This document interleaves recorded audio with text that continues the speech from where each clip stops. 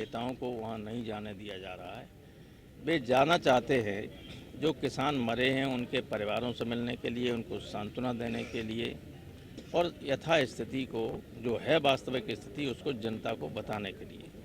Government की मंशा है कि जो वहाँ घटा, जिस तरह से पुलिस के हाथों कोई गोलियों से लोग मारे गए, वो जनता तक न पहुँचे। किसान मारे गए, आप जानते हो बरसों से किसान आंदोलन कर रहा है। एक तो ये गवर्नमेंट गलत कानून लाई जिसको किसान पसंद नहीं कर रहे थे। उनकी लाख कोशिश के बाद 1 साल के बाद भी एक बार लोग कहते हैं कि मान नहीं रहे किसान।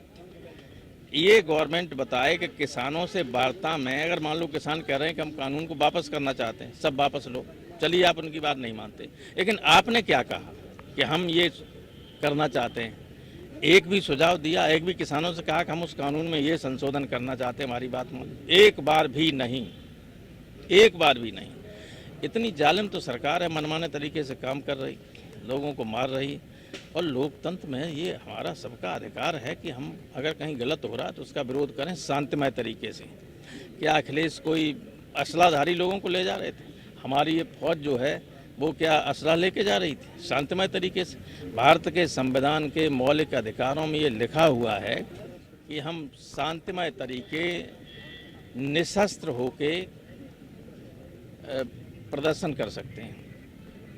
ये मौलिक अधिकार है जिसको किन्हीं भी परिस्थितियों में छीना नहीं जा सकता है, लेकिन नहीं जाने दिया। सर, पूर्व मुख्यमंत्रियों को वहाँ से पुलिस बल ने उनको हिरासत में लिया है, लेकिन अभी तक वो कहाँ है ये पता नहीं, यहाँ भी नहीं पहुँच पाए हैं। हम यही तो जानने की कोशिश कर रहे हैं। पत्रकार बंधुओं को ही चाहिए कि बताएं कि हैं कहाँ, वरना लोगों में थोड़ी सी गुस्सा हो रही है कहीं यहाँ ना फिर कोई गड़बड़ी शुरू हो जाए।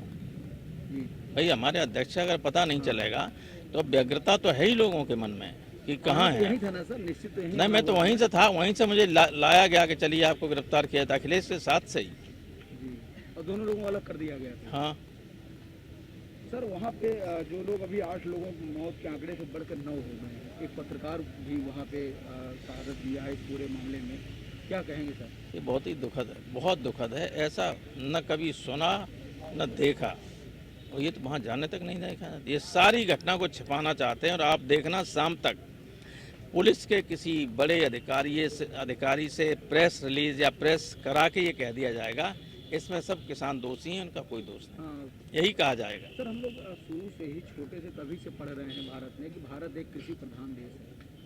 सर, जब कृषक लगातार आंदोलन में बैठे हैं तो ऐसी कौन सी मुश्किल है जो उस पर संशोधन करने के लिए लोग तैयार नहीं है या उस पर बात करने के लिए? तो सरकार कहती है कि हम तो बैठे हैं, आए हैं, लेकिन कोई बात ही नहीं मान रहा। ऐसा है, ये सरकार किसानों के लिए कानून नहीं लाई है।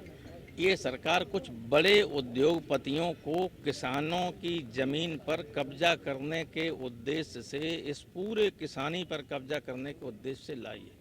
वरना मैं ये जानना चाहता हूँ, जब इन्होंने उन कानूनों के तहत एक कानून में ये संशोधन किया कि एसेंशियल कमोडिटी एक्ट के अंतर से गेहूं चावल वगैरह को हटा दिया जाएगा, माने जितना चाहे कोई भंडारण कर सके, जमाखोरी चाहे जितनी करे। ये कानून बना बाद में। उस